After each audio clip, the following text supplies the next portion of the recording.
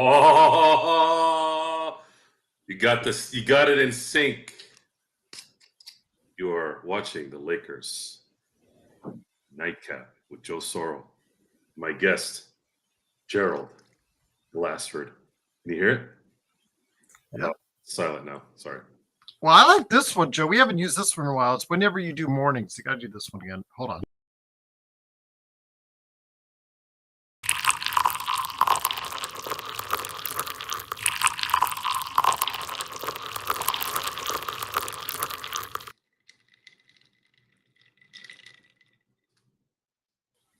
That's if we ever go back to doing mornings with Joe. See, I don't drink coffee. Am I gonna have to start drinking coffee, or am I gonna have to fake Get it? Morning Joe, the old. I get it. Yeah. I get it. It's cute. But am I a morning guy or am I a night hawk? Well, you said in past you're both. I am. I do both. What's the drink of choice tonight? Honestly, Jeremy, I've been sticking with the rum. I have mixed in some Coke though, because I wanted to drink a little bit more. And usually when it's straight up, I'm slow when I drink it. Mm-hmm. Big shout out to Richard, who is our latest member. Truly appreciated. Joined today. Yes. $2.99 a month. Yes. Thank you, Richard. Again, thanks everyone for being here for the third time. Yes. His third show, as well as you could say that playback was kind of the fourth, but the season's coming, folks. This is what we're going to be doing. It's going to be a lot of content, a lot of discussions, and a lot of analyzing, and a lot of negatives and positives, and neutrons and atoms and all that good stuff. So we've discussed a lot of what happened tonight in Milwaukee, a lot of good stuff that happened, and some of the little bad stuff. I'd like to maybe go into something that's a little bit more, I guess, bulletin board material-esque. And that is an article that ESPN put out this morning, about Jerry West and the relationship with the LA Lakers. I'm not going to go through the entire article because I think that show might take about 3 or 4 hours, and we could probably discuss each topic for an hour. But I'm going to go kind of cliff note on this so that I can keep it easy and simple and within the next hour. I have a question for you, Gerald. Yeah, I'm posting it now, by the way, just everybody. Perfect. I guess the question. This is a question for anyone, but I'm asking you because you're on the show with me.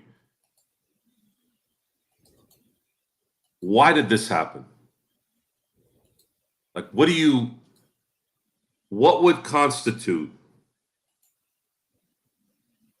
this relationship to get to this point? And let's factor in that each side had an issue. Jerry West cares too much, erratic, okay. The post Dr. Bus people maybe not being communicative enough. But why did this happen? It's not like Jeannie and the Lakers haven't been insulted by Laker greats before. Magic Johnson called Rob Pelinka a backstabber, and yet everything was fine after not too long after that, right? They kind of made amends. Where did this thing get cut off so bad that it couldn't clean itself before Jerry passed? Because that's the problem here is Jerry's gone now. This will never be fixed. I think this goes back all the way to the Phil Jackson days when, Phil Jackson and Jeannie were a couple and Jerry West couldn't stand it for obvious reasons because of the power play involved that eventually led to Jerry West leaving the organization. I think it stems from that and just got pettier. And you know how things, if you don't come together and talk about it to hash things out, they just get pettier and pettier and pettier. And we all know how Jerry West is, stubborn to the T. But the Lakers obviously showed themselves as being just as stubborn. And, we could say Jeannie Buss is, nice and all the stuff that she presents herself out to be there. But I don't know if it's her or someone in the organization, but someone in the organization has had it out for Jerry West or had it out for Jerry West during that period of time, even after they split up. And it's clear that this organization did not care for the fact that he went on to go work with the Clippers, the Grizzlies, all the things that he did after his time with the Lakers. They didn't appreciate it. They saw it maybe as a slap in the face. Whereas Jerry West felt exactly the same way, that he was being slapped in the face on how this organization treated him. So here's where the story gets interesting. Based off of what apparently happened recently. Golden State as well, yes.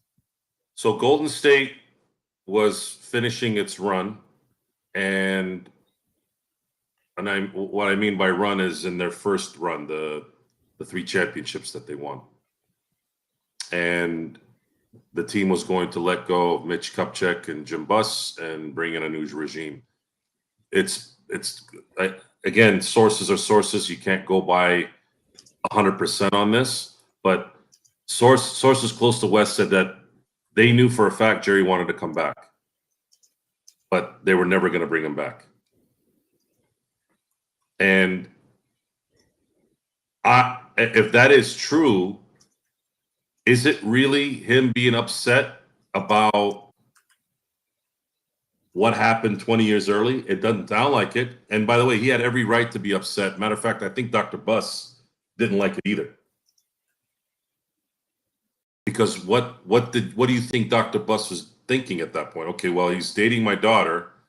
I'm gonna be checking out here sooner than later. Is Phil Jackson gonna run this organization? Hell no. It's probably why he had Jim touted first. That's what made sense to me when I thought about it. Why was Jim always the guy in front? Why wouldn't he give it to Jeannie off the bat? I think it had to do with Phil and her. And the fact that you're dating the head coach and you're the owner, you think about that for a second, folks. She was eventually going to be in charge, whether it was by committee or a single owner, whatever. And here you have the ultimate in, it's not even nepotism, it's a complete dictatorship in a lot of ways. Not a dictatorship, that's not the right word. But you would have had someone who you just didn't want controlling certain things of your organization. And then Jerry West in the past, and this is another thing that we've heard, is he was kind of hurt that Magic got a 5% stake in the team that he didn't. So I think Jerry West always felt like he was disrespected. Whether it was Dr. Buss, whether it was Jeannie. Why wouldn't Dr. Buss give Jerry West a piece? I think that's a question that I'm kind of wondering about. Why would he do it to Magic, but he wouldn't do it to Jerry West? Does anybody have a good answer to that? I have no clue. It's petty, Joe. It really gets petty when you talk about it like that. Because, like you said, he should have been given a percentage of ownership, 5, 10, just something like, if you're going to do that for Magic, how can you not do it for the greatest representation of the Lakers up to Magic and Kobe at that point in time? It makes no sense to me either. And that's why I'm trying to give both sides an opportunity here, that they both kind of have a reason to do what they did from a business standpoint. Where things start to skew away from the business side and maybe the history side is the pettiness, the childish-like activities after. We discussed the season ticket fleece. We've discussed how Ryan West, is something that really hurt Jerry, was used as a kind of like a dagger to Jerry in terms of ruining his career. Right now he's in Detroit. And I think that bothered Jerry before he went. It's like, dude, my son had nothing to do with any of this. And is it a coincidence that since Ryan West left, that the Lakers haven't really been scouting as well as they did before? Maybe he was the guy. Depends on who you talk to, Joe, because there's still some that love the buses. Okay, I'm not saying the bus kids didn't have a hand in it, but is there a coincidence that as soon as he got let go, we started not making some calls where we were really doing well in terms of talent evaluation? We bombed on the Maxwell Lewis, we bombed on the JHSs. What is it? No, it's Coke. Joe, I'm sorry, Jeremy. By the way, El Troyo in the comments after the show, thank you again for El Troyo for watching. He calls you the leader of the Bronny fan club.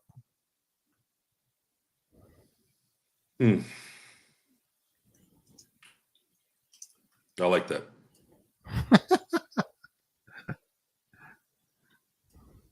Yeah, I'm hoping that this doesn't become the theme of the entire year. I'm hoping the fairy tale ends, that those first couple games. I'm crossing my fingers that the Lakers can come out game 1 against Minnesota, blow them out by 20 with 5 minutes left, let them have their pageantry with this thing, and then stash him in South Bay for the next 50 years. I don't want to see Bronny. I don't want to think about him, and I don't want to look at him. I'm just tired. I'm tired of this circus. I really am. I want this team to win. Today felt good. It doesn't count, but it still feels good, and I want to think about winning. I want to be wrong so bad. I want to look terrible this year, because if I do, that means the Lakers broke through the BS. They broke through. They mentally went to an area where we didn't think they could go, and we would never know until they did it, because we're basing everything off of what the previous year and years has brought us. Will JJ Redick tap into a psyche in these guys that will ignite their talents by another level? LeBron and AD are probably not in that category because their talents are already there. But will it make Austin Reeves shoot 42% from 3? Will it make Rui more accessible down low when he's doing his backdoor layups? Will Max Christie understand his role and try to maybe mimic Rip Hamilton or Reggie Miller in terms of his play? Just be a guy that gets open and makes shots and plays sound defense. Don't control the ball. Don't try to go to the basket. Give your team space and make the shots on a regular basis and play good, sound, fundamental defense. Will D'Angelo Russell come through when it matters? We know he's going to be D'Angelo Russell throughout the year. He's going to be good. He's going to be bad. But is he going to be good in the playoffs and not disappear if they're playing 4 games, 5 games, 6 games? Is he going to disappear 4 out of those 6 or 3 out of those 5? Because we can't afford that either. Will they make an acquisition to make sure they have a center? Can they? Do they have enough assets? Are they going to have to give up too much? So it's a lot of stuff. But I'm hoping I'm wrong. I really, really am. And I'm willing to take the daggers. I'm willing to take the crows coming my way. Believe me, if I'm wrong on this, we all win.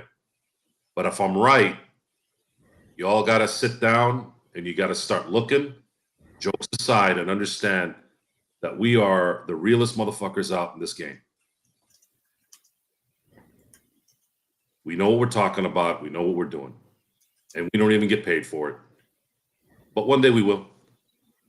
One day we will. Jeremy says, I watched the Dodgers game versus Padres just for you guys, Jerry. I still don't understand it. That's okay. Baseball does get my daughter, especially my older daughter, it's just watching baseball really for the first time because they realize that there is going to be a stadium. And since there's the A's, there's probably going to be some cheap tickets during the course of the year. So they might want to go catch a game when that stadium is built. We just imploded the Tropicana Hotel last night if you caught it on social media. So yeah, it's a hard game to pick up. I noticed you guys mentioned it like cricket. That's at times it takes a different mentality. It is a mentality, Joe, as far as baseball is concerned. We'll get back to the Lakers here in just a second. But baseball, they've been trying in recent years to get it more acclimated to a younger audience. In your mind, have they been successful? No, They've shortened it, pitch I don't. clock, I don't. Yeah, the age. no, no, not at all. Instant gratification is not baseball. Baseball's still a thinking, random game, and there's a lot of games. You have to invest a lot of hours watching it, and unless they're in control of it, it's difficult for people to just sit there and pay attention. They'll sit there, they'll look at their phones all day while they're playing. Again, I'm guilty of this, but my issue with my phone is a lot of times it's conversing with my other fellow fans, or there are work information coming through. So I always have to attend to that. I do look forward to the day where I don't have to work through my phone in that way. My business is predicated on the phone, predicated on emails and confirmations and things like that. I do look forward one day that if I'm not in the business setting I'm in right now, let's say when the video game hits, we'd be more focused on the entertainment side of business. Those things are a little different. You're on set, you're in a studio, and you're focused on that one thing, and that's you can't be on a phone like that. It's like driving when you don't want to be on your phone. Baseball, how to make the I think the best way to get the young people going is, and this is the problem with, unfortunately, with baseball, and there's no bigger tragedy when you look at baseball. And I think Mike Trout is there right now. He's the Ernie Banks of this generation.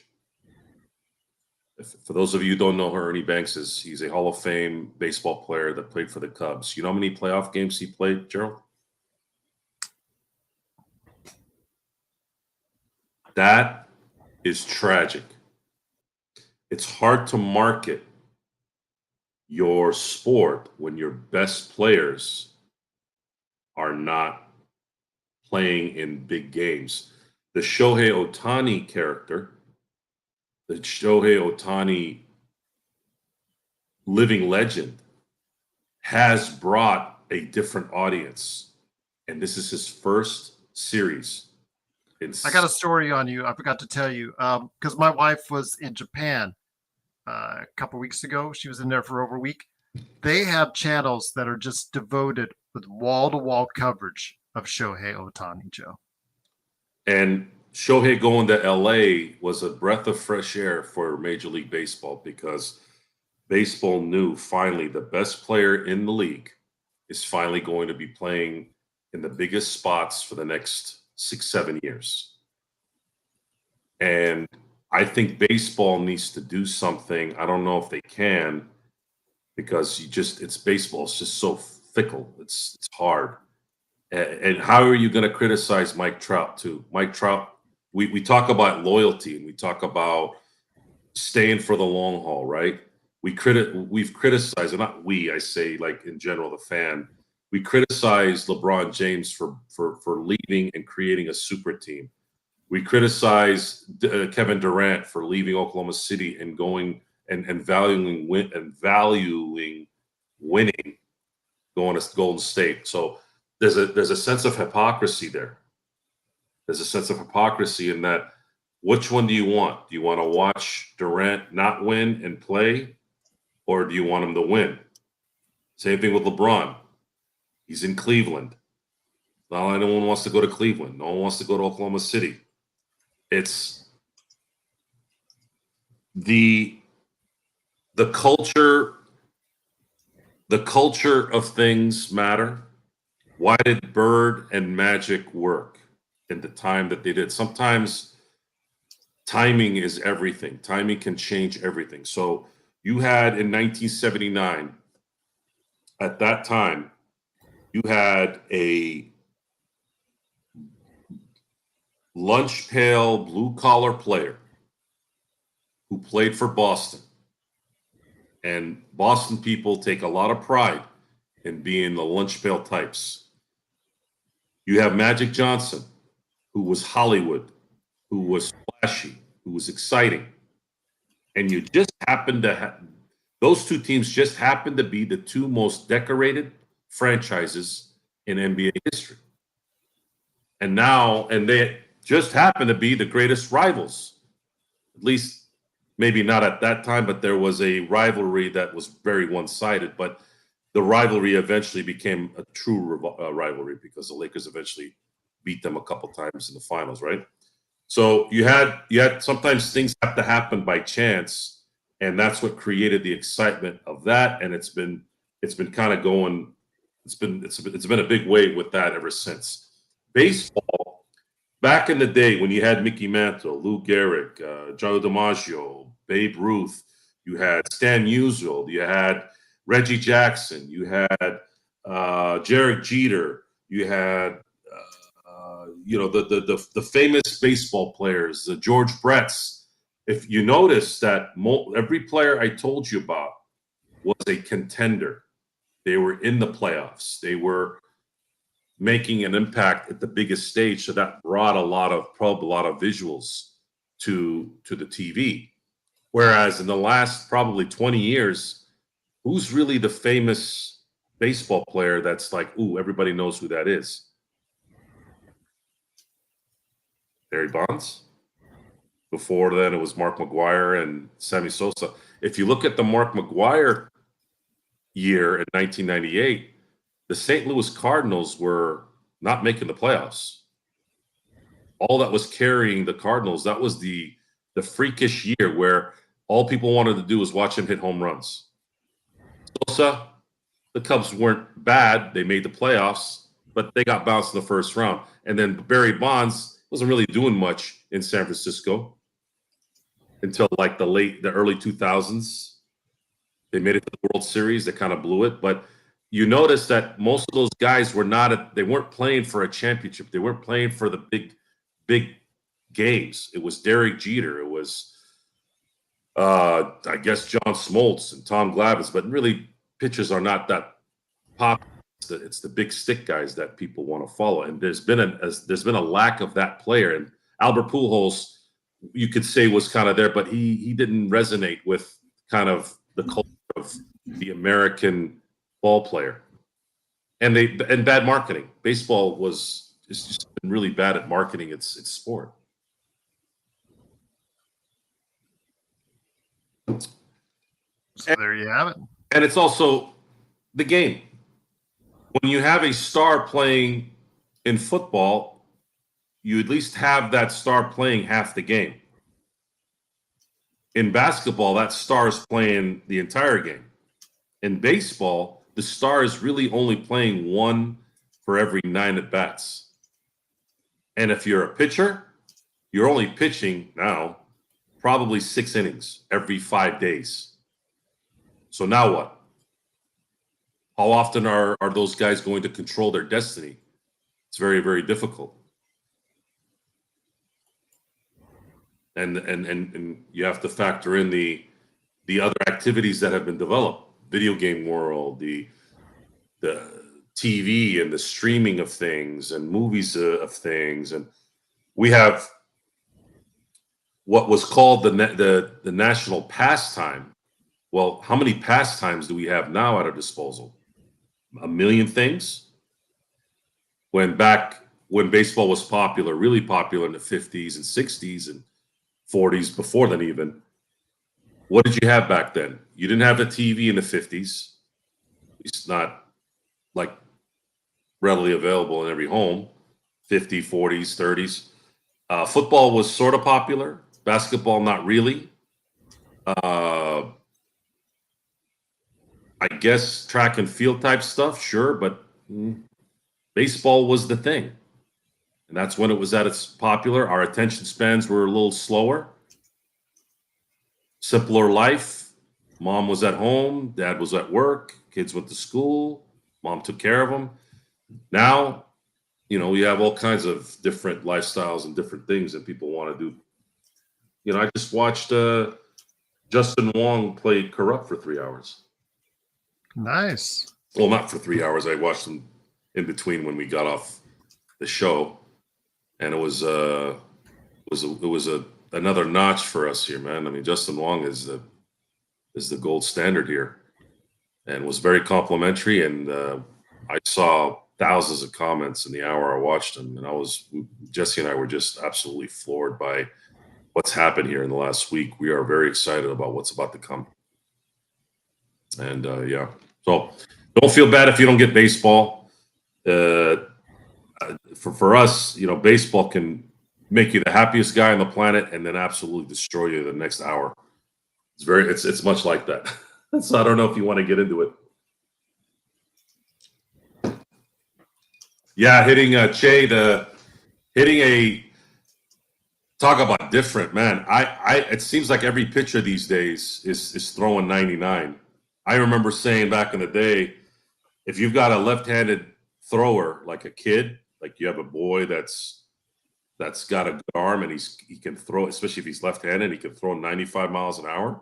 I go, that kid, you better put that kid in baseball, because that kid will have a career for 15 years, barring any injuries. Now you got to be throwing 99. It is a different world, man.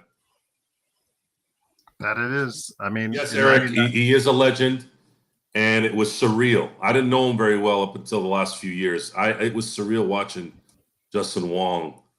I mean, I was just looking at the time. I'm like, dude, Justin's been playing this for 3 hours, and he was really good at what he was doing.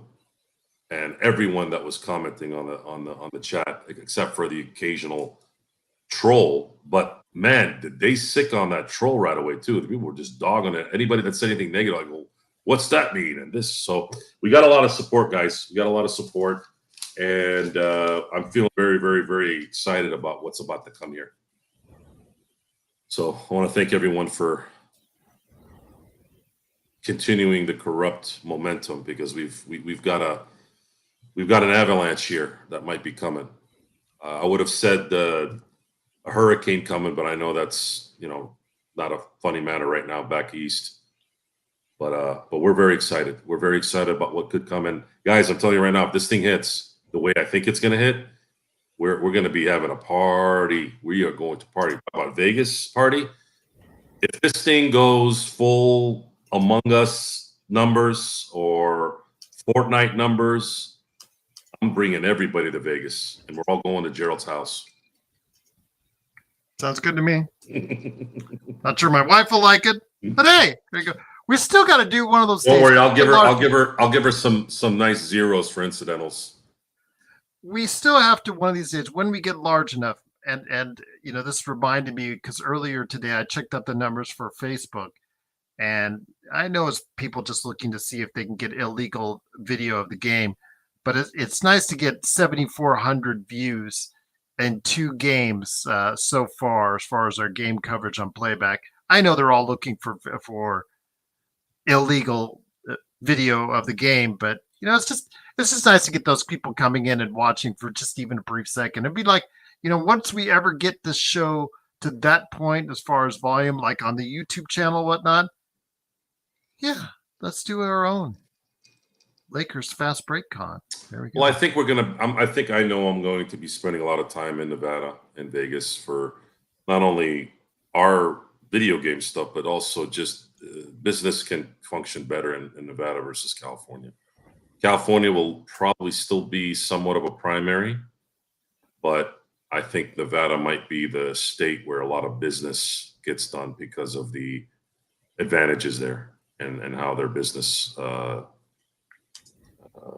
guess, their business setup is. Tri-tip is good, so we'll have a good time. We're going to go out to all the best restaurants. We'll have the best lobster, best crab. I don't buy yachts. I don't buy Ferraris. I'm not saying I won't buy those things, but there's going to have to be a good reason when I do buy them. If I'm buying a boat, I'm buying it for a reason, not to just go and, flaunt it. Same thing with a Ferrari, same thing with a Lamborghini. A lot of people out there think, and again, this is something that you got to learn about currency.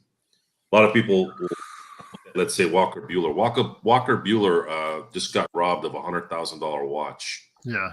Right now, the first instinct a regular schmo is going to say is, "Oh my God, why is he carrying around $100,000 watch?" For those of you who don't know about watches, watches are no different than any commodity out there. The older they are, sometimes the more valuable they get. And understand that these watches are likely insured. So, number one, he has a commodity on his wrist. He happens to probably like watches. It's okay. Jay Leno drives all his cars, but there's a value there that likely continues to go up. Plus, there's depreciation. Plus, there's assets. It's a lot of things that the tax codes will allow you to use to make it make sense while you enjoy what you have. And that's how you got to look at it. I'll give you another good example. Do you remember, Gerald, when you would hear a story about a guy who dropped 30 grand in champagne at a party? Heard that before. First thing you think of as a schmo in high school or college, what the hell is he doing spending $30,000 on champagne at a party? That's a Friday here in Vegas. Right? Okay. Now, I'm not saying there aren't people that blow that kind of money for the wrong reasons. Of course, they're out there. But what I ended up finding out later is that why was this publicized? Why was this a big deal? This isn't the first guy doing this kind of stuff. Why is this guy getting the pub for this? Well, if you're wondering what that question is, you probably already have the answer now. It's a marketing tool. It was a marketing tool. That was a $30,000 marketing campaign. And that's how money makes money. So be careful of the crazy stories of certain things like cars, watches, baseball cards, memorabilia. A lot of times people buy those things because of tax reasons and they enjoy it, and it could be of value down the road because everyone knows with any kind of simple money intellect that money cannot just sit in the bank. It's got to keep moving. Otherwise, the value just goes down more and more and more. And it is. You can't go get a Happy Meal now without dropping 15, 20 bucks. So Jeremy was asking who played the best on the Lakers today because he still hasn't had a chance to watch the game, and because he on different times, Australia, so he hasn't had a chance to watch the replay as of yet. Who played the best? Hashimura looked good.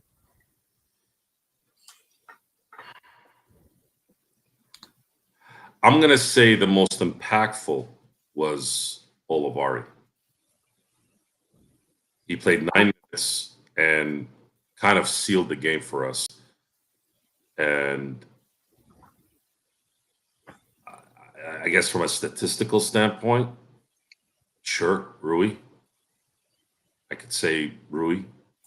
But I think the impact of Olivari was probably the most impactful where they won. He was a plus 20.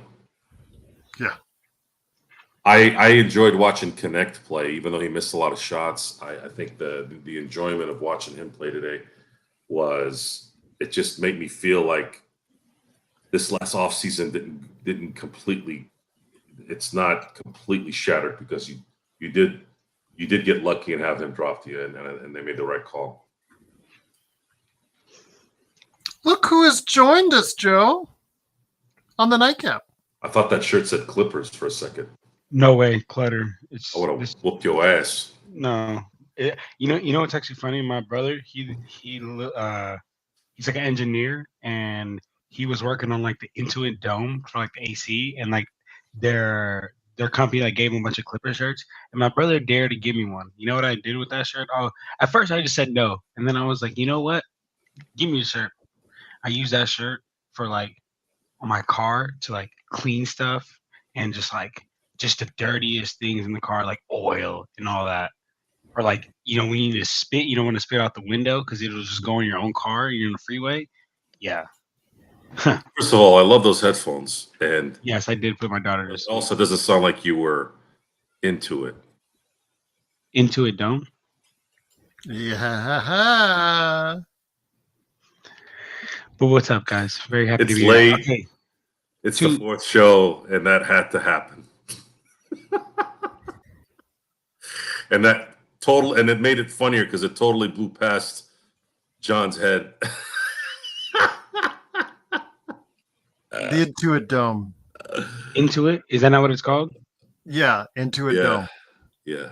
It's okay. Let it go. Don't worry about it, Gerald. Or the toilet bowl. You can refer to it as the toilet. I don't know. I don't know what the Clippers are gonna do with what they have right now.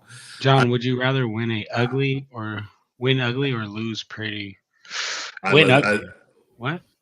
Win ugly every single day. Win ugly every day. That's a white man can't jump line, Darren. It's pretty. It's so pretty. Slow down on the Oliver. I mean, he had a great game today, but let's no, folks. He's gonna make the team. I'm not gonna say. To me, the most. I'm sorry. Go ahead, John. No, I just want to say something real quick. I want to clear something up with you guys. Don't know if Gerald told you guys, but I was at my daughter's dance performance today. It was the most beautiful thing I ever seen. But there was a other side of that. I did miss the Lakers game, so I do know that we did get the win. I do know that we did play the Bucks, but I do not have my as per usual analysis on this game because I did not watch. So I would like for you guys to just update me, and I just appreciate you guys, giving me this platform to even letting me be here with you guys so much that my goal this season is, and I'm gonna make this known to try to make every stream, as long as I don't got nothing going on with my daughter and she's good and my girl can help me out. I'm trying to make every stream. So especially after Lakers, every stream after Lakers game, especially post games, and I need to make the. I can't make those on the Saturdays or whatnot, but every post game, that's my thing. I'm trying to make it, and even if it's late, but I'm here though, guys. John, Jeremy, he did indicate, by the way, that after the game that LeBron and because LeBron, I guess, is de facto coach, and JJ Redick gave the green light to connect, so that's why he kept on firing away. But good. Yeah. You're not gonna learn without. This is when you give the green lights, John. If you weren't such a nice guy, I'd destroy you. Why? Why am I so nice? What did I do? I don't know, man. You're just a cool dude. You're like accommodating and just you're a nice guy. Why? But why would you destroy me? What would you destroy me on, Joe? I guess because what I do. You're a destroyer. He does it to me, anyways. Like Gerald gives me every reason every other day to just destroy. Big Pun? No, Big Pun's Big Punisher, right? That's what he's called. Big Pun? That's not what I call him. Isn't he called? No, I don't think I'm Big Pun, but I have a Punisher logo, but that's because I relate. I relate to that character. If I was gonna be a comic book guy or comic book superhero, I would be. I think the first guy I'd be the Punisher. He's on an Exhibit 10 contract, Jeremy. The reason why, it's because the Lakers have the regular rostered guys. They have the two-way guys, which can appear in about 40 games this year, but also because they own the rights to them and that they can go back and forth from the G League team to the regular team, but they can only appear in a maximum of 40 games. And then you have the Exhibit 9 and Exhibit 10 guys, where basically if they don't make the roster at the beginning of the season, then they're waived, but they're Lakers retain their rights for the G League team, so that the Lakers South Bay team has players to fill up their roster. That's how they usually do it. Is they get guys that they might be interested in, that might play one day for the big team, or just to fill out the roster in South Bay. So that's what they had for Olivares. So that's why they have him on an Exhibit 10. But he's not on a guaranteed contract. He's not on a two-way as of now.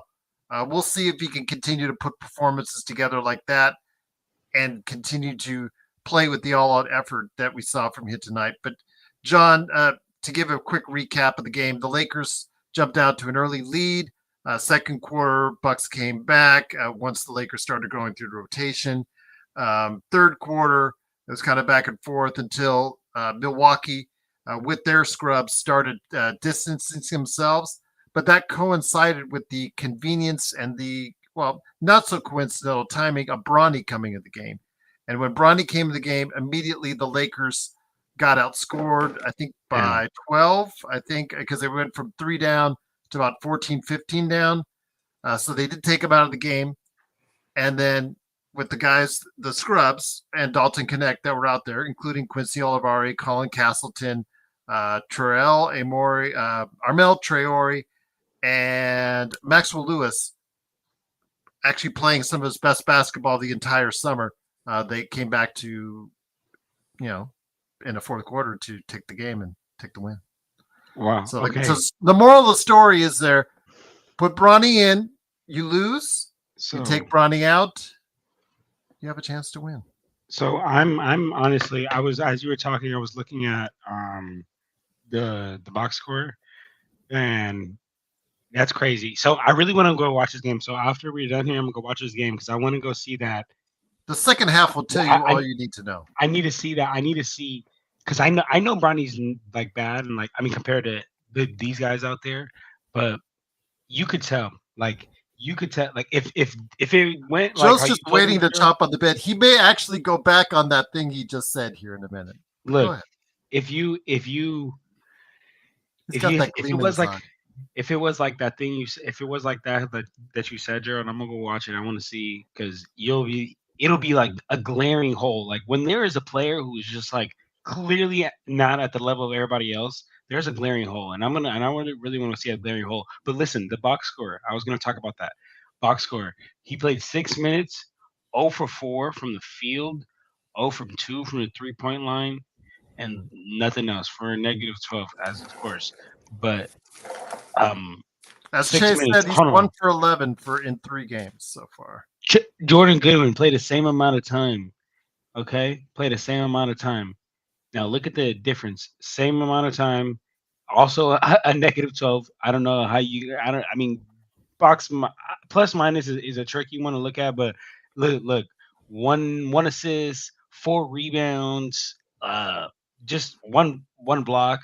Because it's very misleading in this case, because Dalton Connect was out there when the Lakers fell down by double digits, but he was also out there when they came. He was out there for their big, huge comeback, and he was a great part of that. So absolutely, you can take it or leave it. And then like my point that I was going to get to with Bronny is just the fact that, like, you can look at Jordan Goodwin and Bronny. They played literally the same amount of time, 6 minutes and 7 seconds. And again, please take it all with a grain of salt, because I'm going to watch this game. But all Bronny did in those 6 minutes is just shot. He literally didn't do anything else. While Jordan Goodwin, he was invisible for the first few minutes. In the last 2 minutes he was in there, he was given the green light to shoot and bricked everything. So yeah. And it's funny because Joe and I were on playback watching it, and as soon as he was ready to check in the game, what did Doobie say? What did Doobie say, Joe? Doobie said, "Here we go, guys. This is where we lose the game. This is where we lose the game." So he checked in when they were down 72-69. The Lakers were at the free throw, or the Bucks were at the free throw line, I think, and they missed. Was it? Yeah. Or was it the Lakers at the free throw line? Anyways, it was 72-69 the second they started playing, and they were down 14, I think 3 or 4 minutes later. And then as soon as he checked out, the Lakers went on a 20-0 run. And Olivari was not the best player of the game, but the most impactful at the right time, because his spurt during that time allowed the Lakers to come back from 14 and ended up winning the game. It's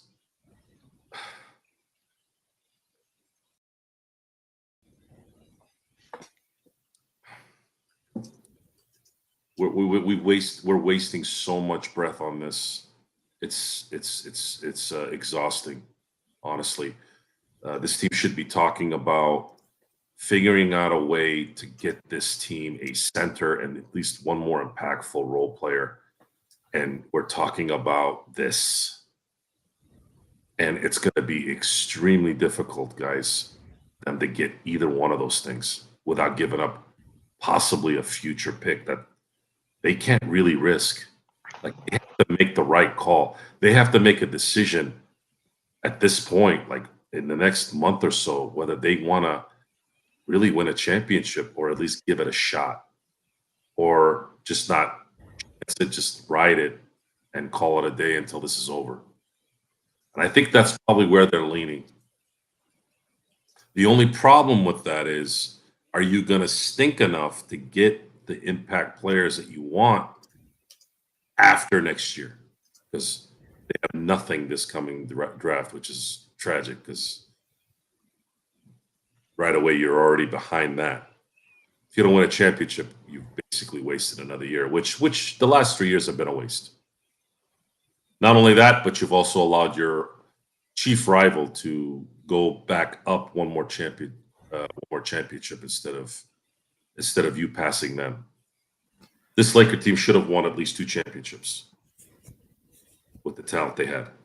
And now it's not looking like it. And now it's not looking good.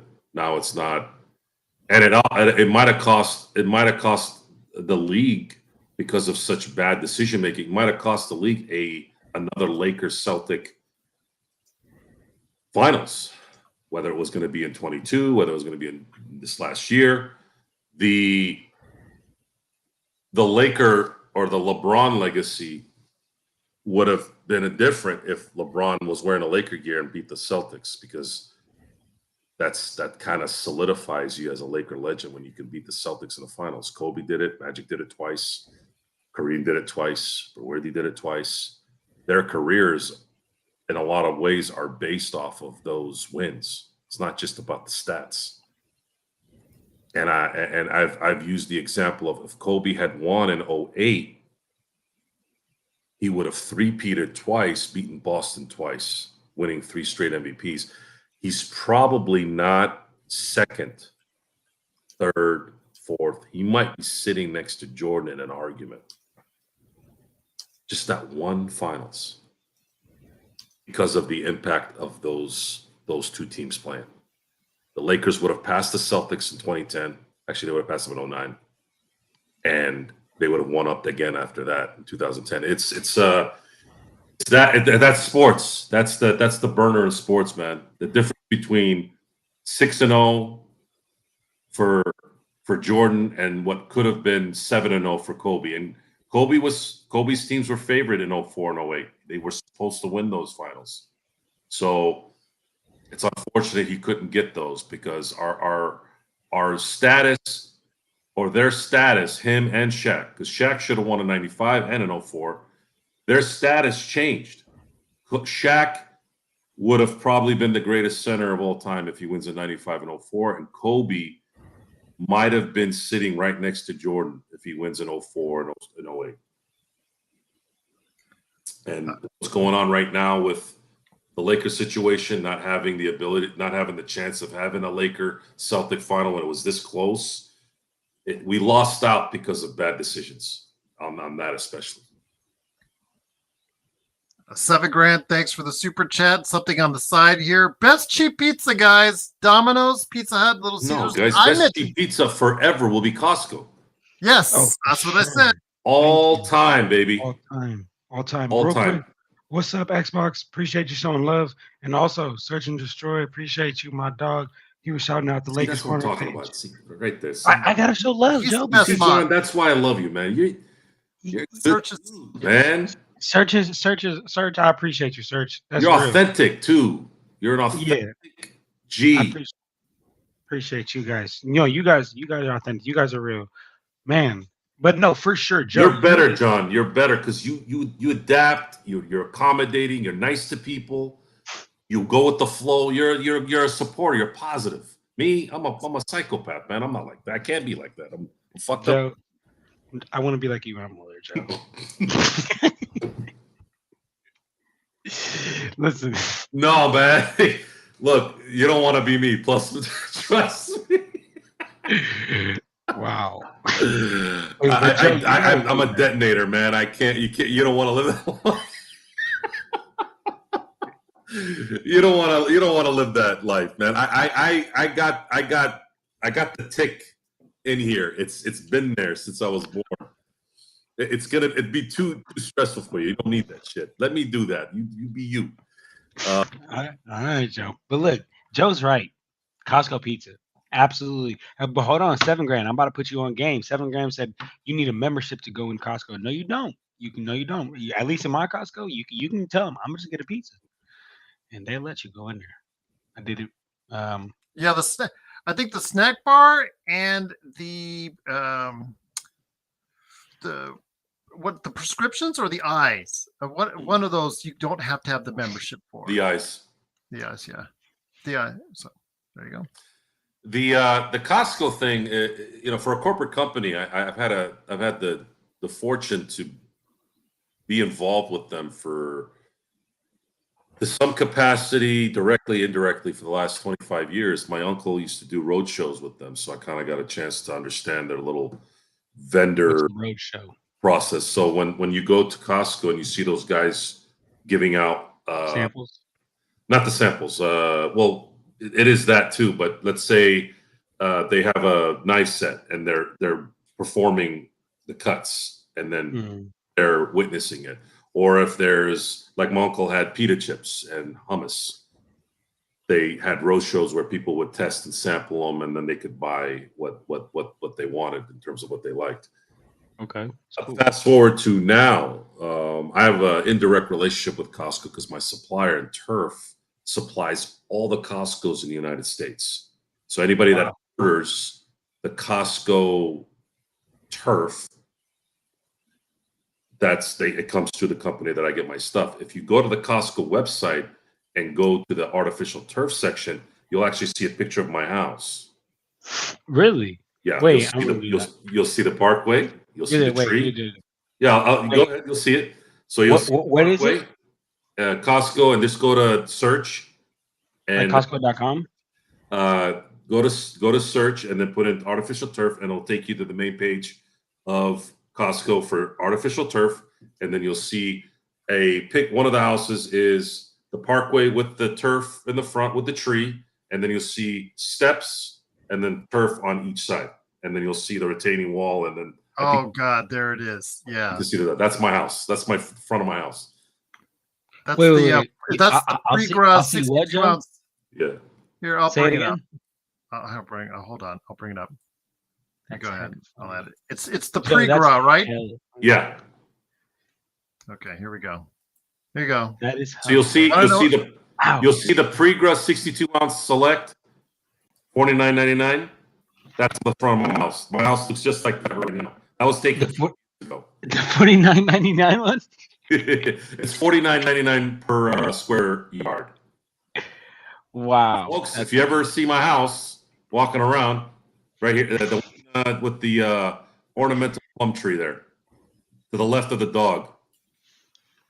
Wow, that's my house. That's legit, Joe. Yeah. That stinks, Jeremy. I mean, they got to put a Costco down where you're at. It is so worth it. You guys ever had a chicken bake from Costco? Yes. Search, you're killing me today, man. What did Search say? Joe's house. That's hilarious, actually. Papa John's, Pizza Hut, Domino's, Little Caesar. They're there when you need them. Yeah. Little Caesar's the best out of all those stuff. I gotta have something that's got a little bit more of something. Tell him, Joe. I wish Round Table was cheaper, because Round Table loads the toppings on their like Domino's. You pay for it. Oh man, that's funny. I do remember that, Seven. Yeah, they get rid of the stuff that's not profitable. I love the Supreme Pizza that they had.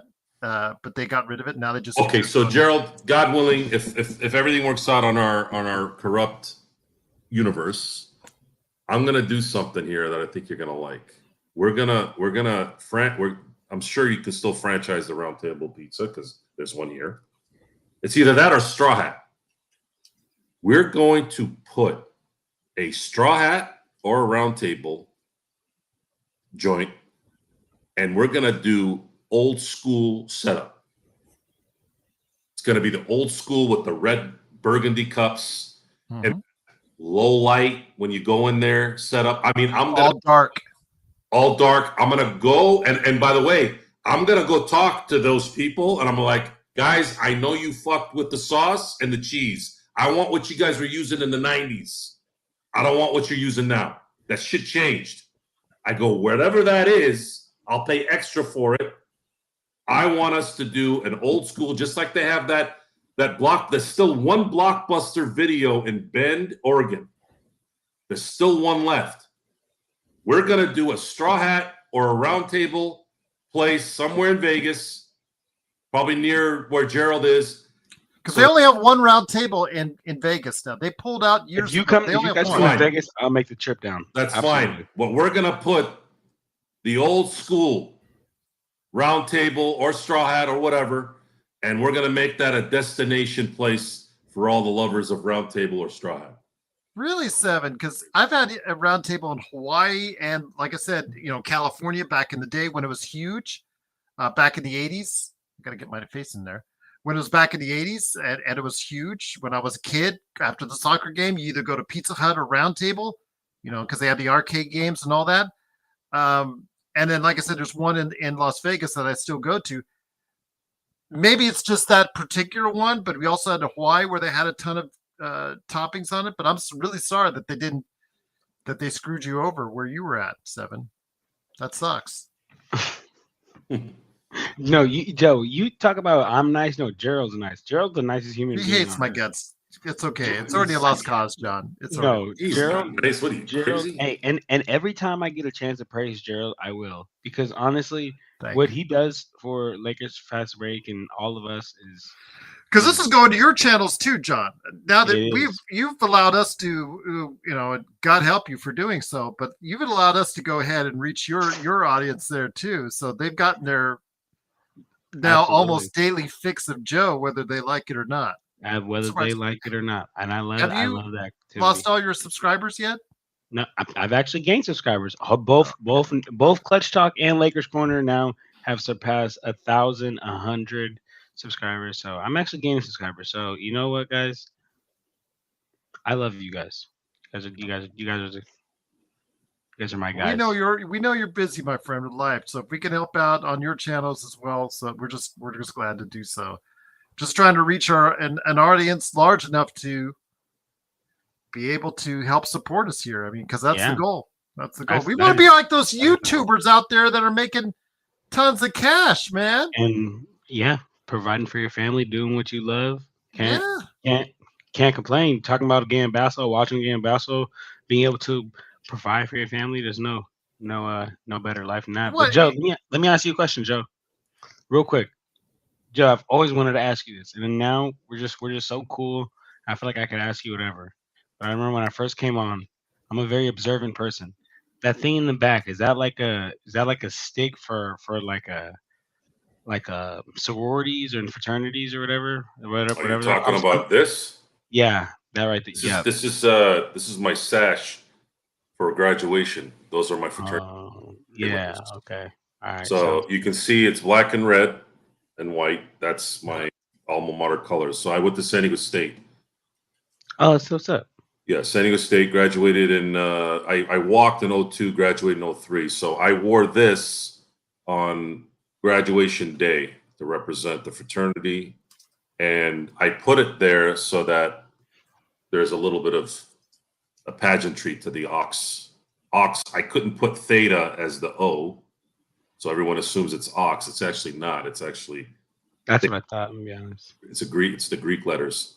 So, but I don't mind if you call me ox. It doesn't matter. 1947 is when they were established at San Diego State. The problem right now is they were booted 5 years ago due to drug-related BS for the second time. Lost well, I didn't say we lost, but I feel like I've watched a movie about. There was a documentary about the schmucks that were involved in it. It wasn't just our house, It was an accumulation of houses. I was talking about like old school or something like that. No, it was worse than old school. There was some stupid stuff going on with it, but they'll be back eventually, and then hopefully we sold the house to a sorority, so we don't have to worry about them trashing that. We did everything we could to accommodate these idiots, and they ended up screwing it up. But it was no one in my circles thought I would ever join a fraternity because I've always been kind of a lone wolf. I've had a crew. Don't get me wrong. I had a crew Mhm. 10, but my crew kind of it's interesting. We had a lot in common, but we also had separate interests. So we were able to create the wolf pack, but we also were really good by ourselves. I was not part of the popular crowd, but I was very tight with a lot of the people there.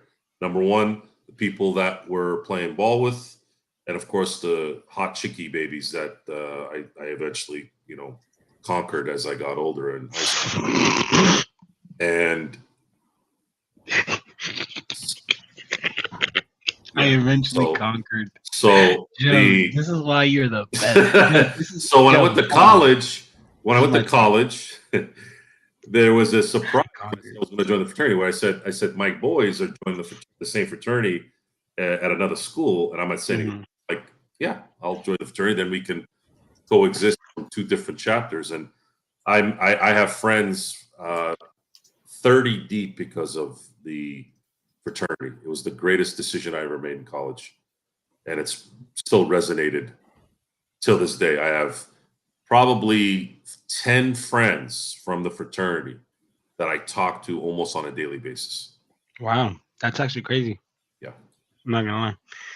Only person I talk to from college is me, myself, and I. It's just me, myself, and I. Whoa. A lot of guys die when they meet their girl, and because I'm True. even the guys that I have chats with, the guys Right. that are not part of the 10, the guys that are Mhm. like part of the 20 or 25, you'll hear them talk like a bunch of geezers, and these guys are pretty much like my age. Say, yeah, the wife, yeah, the wife. I'm like, well, when you find your balls out of your in your wife's purse, would you mind coming and joining us? And then that's when all hell breaks loose, because I have a way of words to where I can kind of get you at the right heart strings and question your manhood. I'm very, very chauvinistic, and I'm very deliberate in the man versus woman roles, and that bothers everybody, because what happens is they can't really fight it either, because it's true. Talk to me. Talk to me about that. Like, what do you mean? Because I feel like I'm cool. So I have a wife. I've been married 16 years. Okay. I have kids. How many? I own a business. I know. I have like 3 jobs. I have my real job, I have my podcast, and I have my video game. Guess what, fellas? I still go places, and I still go converse and hang out and drink and watch sports and listen to music and things like that. Sometimes my wife comes, sometimes she doesn't. Just depends on her schedule. My kids are very busy. They dance all day, dance all night sometimes. My wife is a dance mom. My wife danced growing up. I come from a family of dancers on my side and my wife's side. So we've been dancing is everything in my life other than sports. Mhm. So sports and dancing have been everything I've grown up with. My mom was a dancer. My uncle's like a professional dancer, like Barishnikov dancer, right? And then sports. My dad was a phenomenal athlete. God rest his soul. Phenomenal athlete. Sorry. These guys will throw the excuse that they can't do things because of their wife, and I'm like, or kids. And I'm going, well, I have a wife and I have a kid and I can do it. And you work a 9 to 5 job. The second you clock out at 5, you're done. So what the fuck do you got to worry about? I got to answer calls at midnight sometimes. Yeah, I mean, I would say like, because I mean, other people also have other obligations, like, you know what I'm saying? Other people also have like other, like, people also have businesses as well, or have like for me, a lot of the times, like, after I get off work, I'm taking my daughter to ballet class. You know what I'm saying? And like, she's 3. She can't really drive. You know, so like stuff like that, or like when you when your child wants you. I'm not. Every parenting is different. Every parenting style is different. But I'm gonna be honest. When my daughter at late at night is like, "Dad, come to sleep with me," like, come like put me to sleep.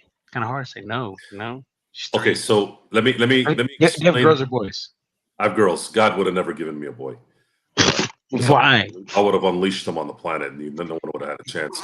The That's tough. I need to the talk to you more. culture Girl the dads, okay. culture I'm in, and Okay. this is always I can. There's fundamentals of my culture that have stuck. It's a fundamental thing. So I'm the firstborn in America in my family, but I Okay. know English the first 5 years of my life because my parents didn't speak English when they first came here. So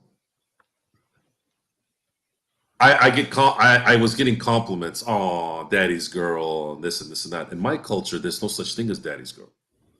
Oh, whoa. The roles are about the true culture of my upbringing is the mother is one to infinity.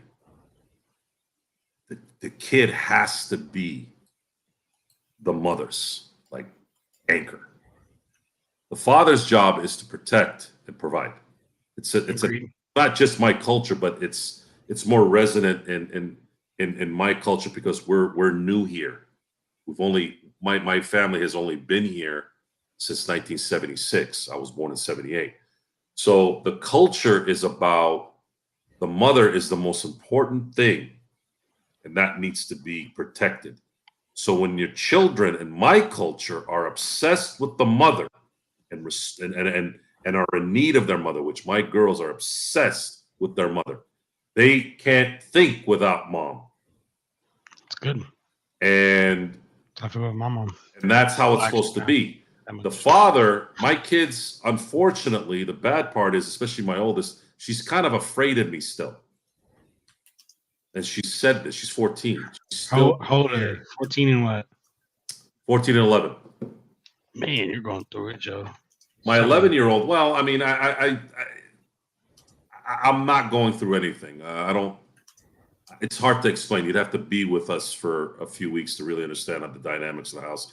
I don't. There's no such thing as the what I call the American culture of acceptance of certain things. I don't accept shit because it I always feel it. seems like I got to accept some disrespect. Ooh. Jeremy, wishing you all the best. Enjoy your game, my friend. Thanks, Jeremy, bud. Down I'll talk under. to you All right, next Jeremy. time, bud. Thanks Yeah, for he's being on. watching. He's been here all day, so thanks, Yeah. Jeremy. Yeah, All right, he's, Jeremy. NBL. He's been watching the NBL, and he'll catch the Lakers game. He just, like you, John, he was going to catch up on it. So, yeah, Yeah, I need to catch. watching I need to catch Montrezl up on Harrell, that. he says. So, I'm gonna go catch up on that soon. So the family dynamic is this. And by the way, I would have never married a barefoot. Like my wife is a career woman, a mom, like I couldn't marry someone who needed to be dependent on me. I couldn't do it. I couldn't. Yeah, for sure. Can't I do needed that. I some. can't. I can't babysit Yeah. you. I'm sorry. So I got the best of both worlds. I got the best mom, and then I got the wife that if I croak tomorrow, yes, it would be tragic. Yes, it'd be destructive for the family dynamic. But my wife is very capable of providing and also taking care of what needs to be taken care of. So I, in finishing the story here, is my job isn't to be in my upbringing and my culture. Not my. I'm not here to be daddy's little girl as a primary. I'm here to be the protector. I'm here to give all the love on the planet. Children need love. Number one, love. This goes for both women and men because I've seen some bitches out there at school who treat Whoa. garbage.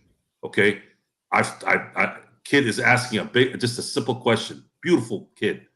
I remember there was this one graduation thing they were doing at my school, and I saw this one mom, and the kid was asking. She was just the cutest thing ever, and she was asking this question that the curiosity of the kid, and she's like, "Come on, we gotta go." And like, just like, you piece of shit. Now this kid's gonna get jacked up because you're a piece of shit. Like that's I can get with that. Kids need to be loved. Okay, the discipline part comes when it needs to.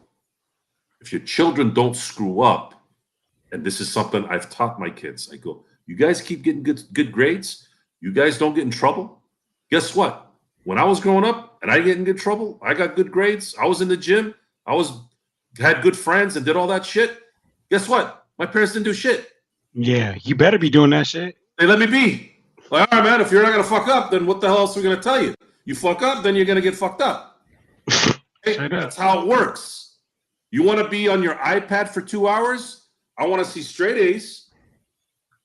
You're going to dance for 4 hours, right? I mean, these kids were going to dance for 5 hours sometimes. I'm like, I'm not doing an iPad for 2 hours, so that's not. You're getting your workout in. You're getting your school in.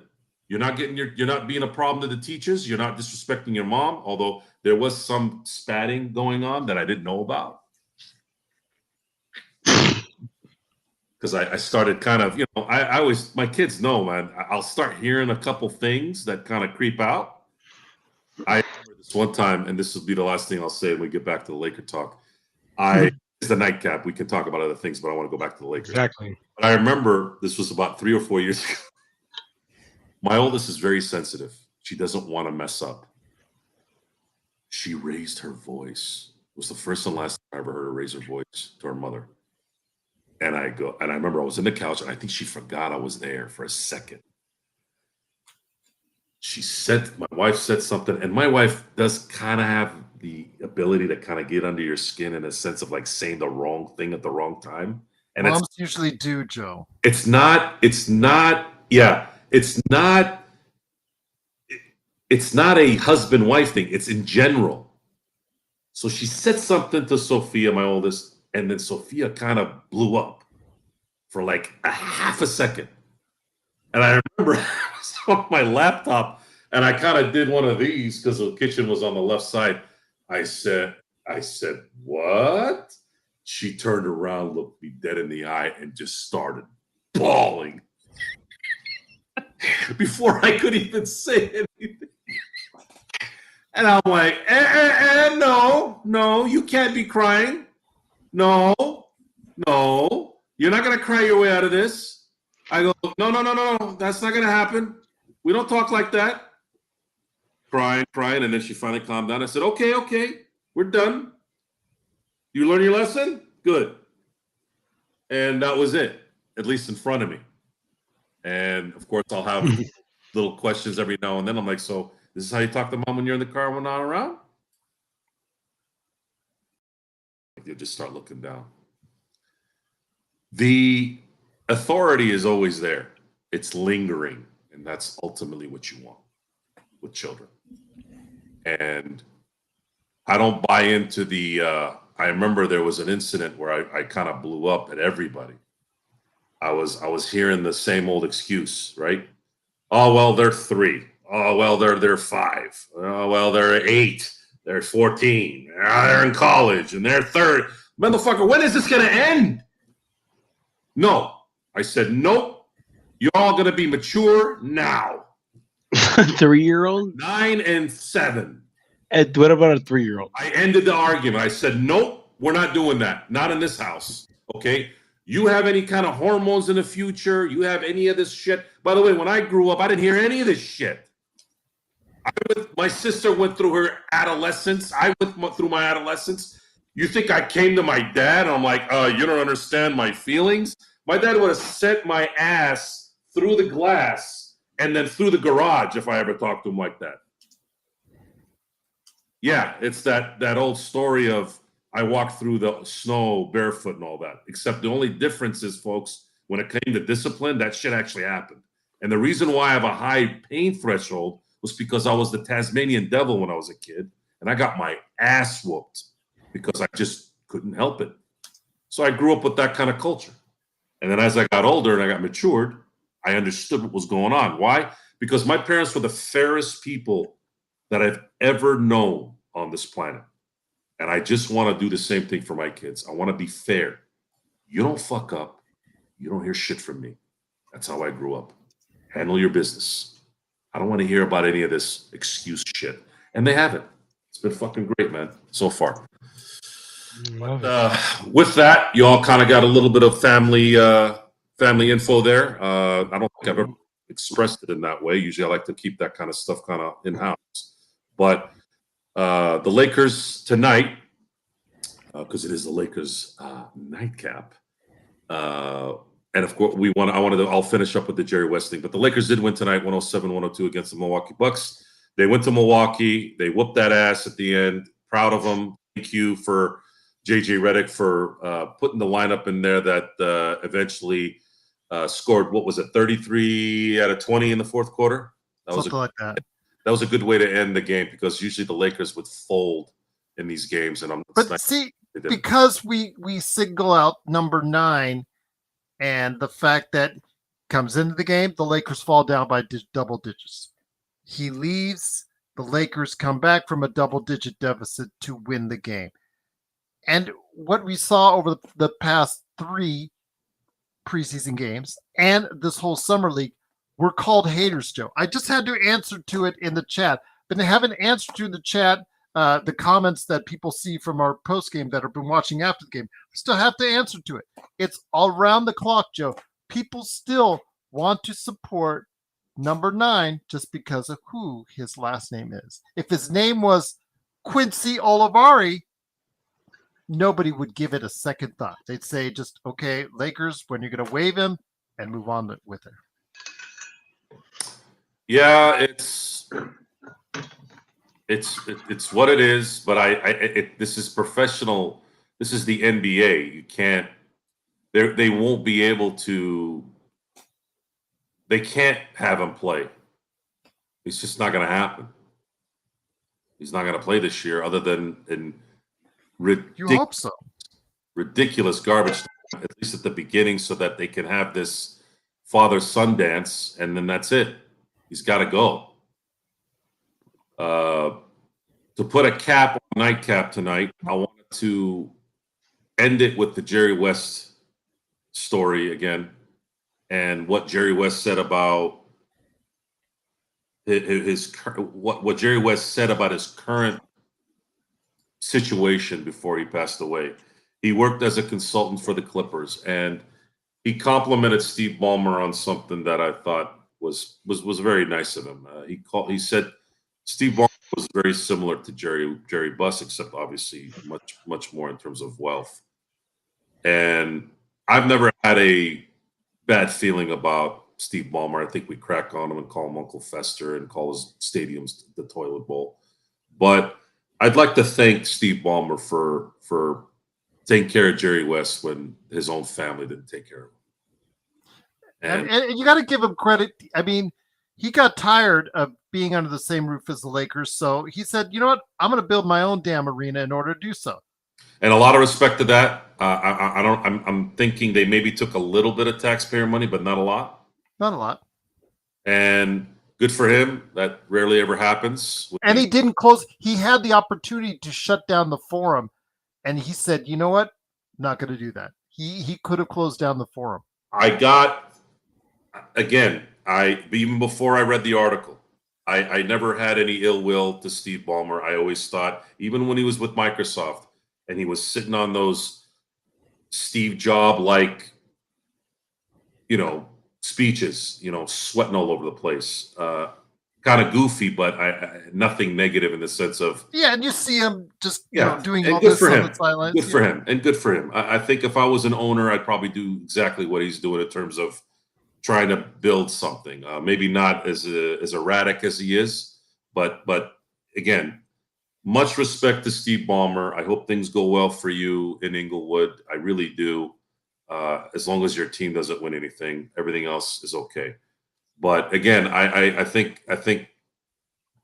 it was nice to see it was nice to see that Jerry West worked for someone who he felt was just like the guy that built, in my opinion, the greatest American franchise in sports. I know the Yankees have something to say there, but the Yankees had a 50-year head start. Well, 44-year head start. I'd say since the 50s, I put the Lakers in there. Could live one more championships. They've, in my opinion, are more global. Have you been inside the stadium, by the way? Into it? Yeah. No. I've been at the YouTube theater that's actually adjacent to it. So okay, Xbox says the stadium looks nice because if you're on Manchester, okay, you've got first up is the Forum, the Los Angeles Forum where the Lakers play. They still do concerts and events there. Actually, I took my daughters last year there and earlier this year there, excuse me, to concert there. And then you have the large football stadium where Hollywood Park, the horse racetrack, used to be. That is now that's now the stadium, the football stadium where the Chargers and the Rams play. Right adjacent, it's built into it, Joe. They have a 4,000 seat venue called YouTube Theater, where actually I've seen concerts there. I don't think not everybody knows about it, but it actually is a really cool place, a really cool like theater venue. It's like one of those drop down. It's one side. It's just drop down 4,000 seats. From high to low, and just drops you right into the actual performance. So it's a really good place to go ahead and see a concert. And then, of course, right next to that, there's a little shopping center. And right next to that, I think is the Intuit Dome because I saw it being built. It wasn't ready, anywhere near ready when I went by it. But yeah, I mean, take the Clippers out of it. It's actually a really nice area, at least right in that fit in Inglewood. So. Yeah, it's bittersweet. I was reading the article, a lot of good stuff, a lot of bad stuff. And I still wish they would help the community right outside of that block a little bit more, but helping destitute communities is a very delicate situation because we live in a litigious culture. I think the saddest story I heard is there was people that had given food out and for people that needed food, and I think somebody got sick and they ended up suing them. That is the biggest dick move. And if I was on a jury, honest to God, I'm not lying when I say this. If I was called on jury duty to do work there, the first thing I'd say, I'd stand up and I'd said, "You are the biggest dick face I've ever seen. You were given food, free food because you're broke and you're homeless or whatever, and you sue them because it messed up your stomach." That's crazy. Yeah, that's right. They would have that's had right. Oh, go ahead. Oh, no. Go ahead. I was just gonna say that they would have had that on the transcript. It's just like the story I heard when I was a kid. Joe Soro said, "You're the biggest dick face." Seriously, dick face of the highest magnitude. Seriously, I heard a story years ago about people that were on vacation. People broke into their home. One of the idiots that broke in broke his neck slipping on something in the pool. They got sued and lost $1.1 million on vacation. And these fuckers broke into their house. Bloodhound, that's right. Scorched earth? You would have seen scorched earth if that happened to me. I would have gone in and God knows what I would have done. Well, that's right. Bloodhound. Ballmer won in the MSG lawsuit. Yeah, he bought the Forum. So again, he had the right to close it down and chose not to. So I give him kudos for that. So with all that testosterone and talking up stuff, I want to thank everyone for being here tonight. We had such good discussions. We went over about almost another half hour. So Johnny, thanks for showing up. We always enjoy you here anytime. Gerald, Yes. for being the Robin to my Batman on the show, and then for all of you who have been here 4 times. I mean, come on. Shout out to Search for best mod in the universe. Yeah, Search, you cannot go anywhere. Facts. I gotta throw some coin your way here. We got to talk about that. But I want to thank everyone for being here. It's late right now. It's almost 11:30. I know some of you got out, on the West Coast, East Coast, whatever, wherever you're at. I know some of you out in Australia, you're okay. But again, it's just afternoon there. thanks for being here. Have a great evening. Have a great afternoon. Have a great morning wherever you are. We will be back, I believe, possibly tomorrow. I don't know. It'll depend on how things go for Game 5. And We'll be on late. How about late? The next Laker game is you have to understand, if they win or lose, it's if they win, I might be partying, so I don't know if I have to be remote. But next Lakers preseason game, I believe, is on Tuesday against the Golden State Warriors. So we'll be back on playback on Tuesday, October 15th at 7 p.m. Pacific Standard Time. And I guess until then, we'll see you when you see it. Well, we'll see you when we see you.